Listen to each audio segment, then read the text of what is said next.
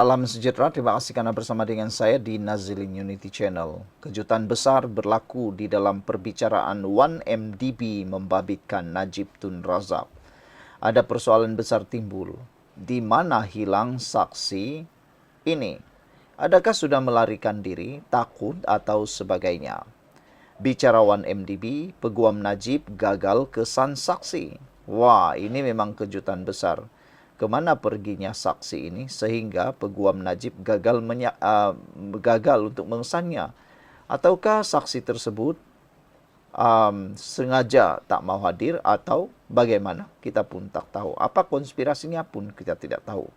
Peguam Wan Azman Aiman Wan Fakhruddin memberitahu Mahkamah Tinggi yang pasukan pembelaan beberapa kali cuba hubungi bekas peguam Brian Chia sejak bulan lalu. Saudara-saudara sekalian, peguam Najib Razak memberitahu Mahkamah Tinggi mereka gagal mengesan bekas peguam untuk memberi keterangan bagi pihak pembelaan dalam perbicaraan 1MDB. Wan Azman Aiman Wan Fakhruddin maklumkan perkara itu kepada Hakim Colin Lawrence segera selepas percubaan sejak bulan lalu untuk menghubungi Brian Chia bagi mendapatkan keterangannya. Chia bertanggung jawab mengemukakan pandangan undang-undang untuk mewajarkan pindahan dana 1MDB $700 juta kepada Good Star Limited, firma dikawal ahli perniagaan dalam buruan Lo Teok Jo atau Jolo. Kami meminta bantuan Suruhanjaya Pencegahan Rasuah Malaysia SPRM dan Timbalan Pendakwa Raya bagi membantu mengesannya, namun mereka juga turut gagal mengesannya, kata Wan Azman. Dalam maklum balas, Timbalan Pendakwa Raya Kamal Bahrin Omar berkata, pihak berkuasa akan melakukan yang terbaik menjejak Chia. Wan Azman berkata, pihak pembelaan akan memanggil pegawai penyiasat SPRM Nasaruddin Amir untuk memberi keterangan pada Jumaat. Najib berdepan 25 pertuduhan salah guna kuasa dan penggubahan wang didakwa milik dana 1MDB berjumlah 2.28 bilion didepositkan dalam akaun M-Bank miliknya antara Februari 2011 dan Disember 2014. Saudara-saudara sekalian, perbicaraan 1MDB Najib semakin hari semakin menarik perhatian kita. Apakah nasib yang akan menimpa Najib berkait dengan isu itu? Adakah Najib akan dihukum penjara atau terlepas? Sekarang ini dalam fasa membela diri. Maksudnya ada prima facie untuk meneruskan kes.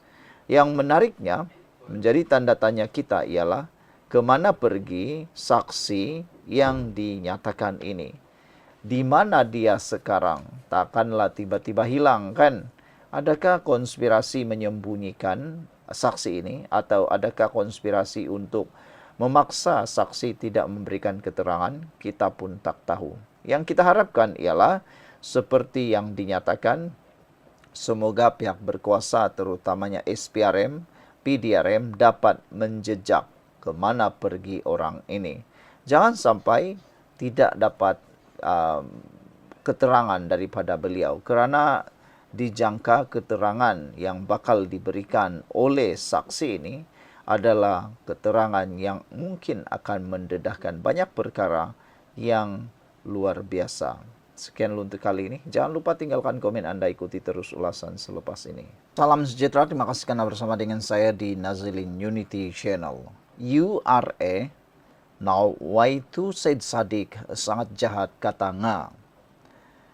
Menteri Perumahan dan Kerajaan Tempatan KPKT Nga Korming hari ini menafikan dakwaan Said Sadiq Said Abdul Rahman Muda Muar bahawa Akta Pembaharuan Semula Bandar atau URA umpama akta rampas rumah. Sebaliknya, Nga memberi jaminan akta itu menjamin hak milik asal pemilik dan tidak sesekali ada pihak yang akan merampasnya. Sekaligus menolak kebimbangan pihak pengkritik ia akan meminggirkan kaum tertentu. Malah, Nga berkata pemilik hartanah berkenan akan mendapat nilai yang lebih tinggi ke atas hartanahnya selepas pembangunan dilaksanakan mengikut syarat ditetapkan pihak berkuasa.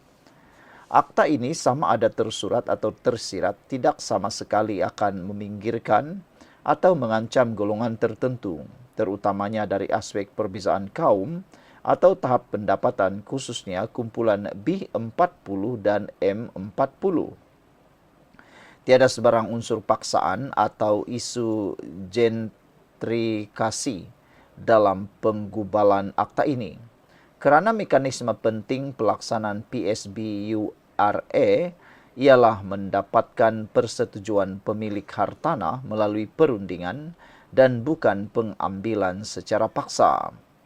Oleh yang demikian, melalui pemilikan hartanah baru yang lebih tinggi nilainya adalah untuk memastikan pengekalan pemilik hartanah menghuni di kawasan atau lokasi yang sama dengan persekitaran dan infrastruktur yang bernilai lebih tinggi dari aspek ekonomi, infrastruktur baru dan kualiti persekitaran.